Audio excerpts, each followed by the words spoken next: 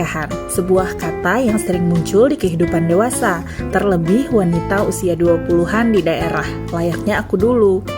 Akan ada muncul pertanyaan kapan nikah atau saran menjurus permintaan wajib orang tua untuk segera menikah. Banyak pula yang memang menjadi keinginan pribadi untuk menikah muda. Sepengalaman aku sih begitu, yang kemudian hingga hari ini hampir 11 tahun hidup di pernikahan, usia seumur jagung dengan roller coaster alur ceritanya. Menurut Rani Anggraini Dewi, seorang konselor pra-pernikahan, dalam buku Untuk Apa Menikah, mengajak pembaca bertanya kembali pada diri mereka masing-masing. Untuk apa sih kita menikah? Sebuah pertanyaan yang sangat jarang, bahkan bisa jadi tidak pernah ditanyakan meski dengan diri sendiri.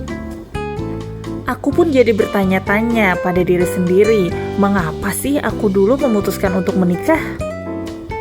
Jawabannya pasti akan berbeda di setiap orang.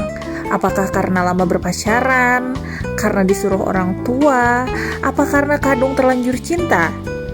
Karena sudah selesai sekolah mungkin? Atau bisa saja karena ajaran agama, bisa juga karena tradisi, atau apakah karena ingin pisah dengan orang tua, dan mungkin saja karena alasan cukup usia.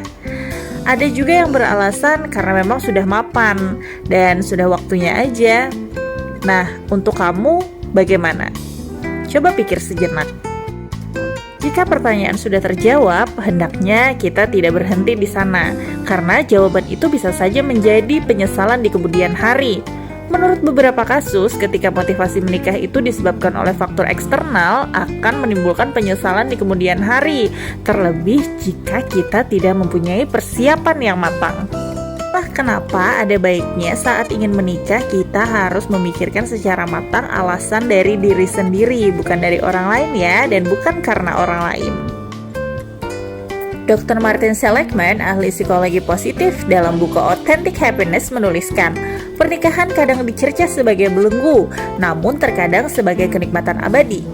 Survei dalam buku ini juga menyebutkan jika pernikahan itu sangat erat hubungannya dengan kebahagiaan dibanding dengan memiliki banyak harta. Jika bisa memilih mana yang paling memberikan kebahagiaan, harta atau pernikahan, sebagian besar memilih pernikahan. Nah, bagaimana menurutmu?